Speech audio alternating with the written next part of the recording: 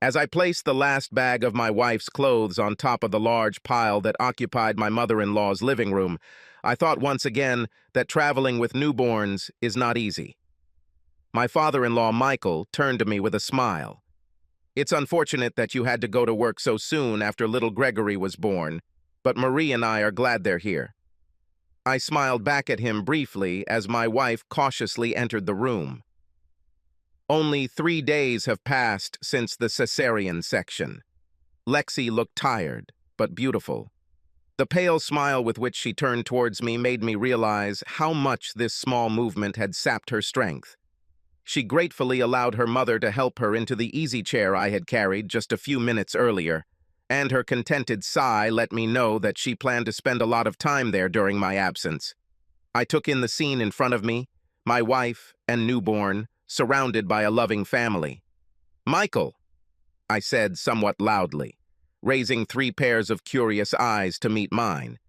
"Do you remember what you said at our wedding when the priest asked, 'Who is giving this woman in marriage?'" Michael's eyes lit up for a moment at the pleasant memory as he replied with a smile on his good-natured face. "Of course. I remember, Jared. It was one of the proudest moments of my life." I said, "We're with her mother." Marie and Lexi looked at Michael with matching smiles as they joined him in this happy memory. I let the moment linger a little before I said outright, "Well, I would like to return it." All 3 smiles wavered for a moment before Michael and Marie burst into laughter. The complete lack of emotion in my speech and my continued silence slowly stopped their fun. "What are you talking about, Jared?" Michael asked, his face showing more curiosity than concern.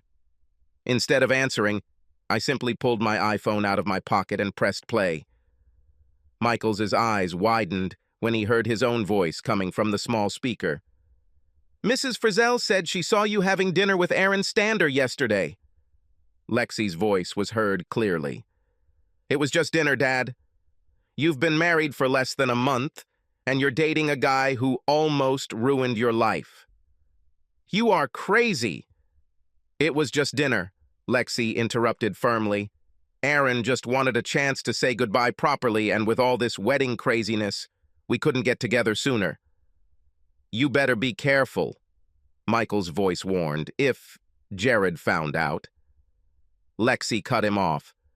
"Jared won't find out, and I don't plan on ever seeing Aaron again, so you can relax." I put the phone back in my pocket as the recording ended. "You're not going to leave my daughter because of one date that happened almost 10 months ago?" Michael asked incredulously. His wife and daughter seemed equally shocked as they sat behind him. "No," I answered quietly. "Only a crazy person would leave his wife because of one date with her ex-lover." I tried to put the emphasis on ex as I slowly turned my gaze to the small crib containing the newborn baby. 2 pairs of eyes slowly followed mine, widening in growing horror as the realization of what I was saying finally dawned. As for my future ex-wife, she covered her face with her hands, quiet sobs shaking her entire body, when the real reason for the sudden move to her parents dawned on her. I took in the scene once more, finally allowing the sadness I had been holding in to wash over me. All my hopes and dreams were over before they even began. I turned to the door. "The rest of her things will arrive with movers later today. Please understand that, as far as I am concerned, our relationship and marriage are not valid. I have no desire to ever speak to your prostitute daughter again, and I would appreciate it if you could convince her to simply sign the divorce papers when they arrive." And with these words, I walked out the door to start all over again. Subscribe to our channel so that your second chaff doesn't cheat on you, and go ahead and listen to the next story, because this story is nothing compared to the next one. If you're under 18, don't even think about listening to the next one.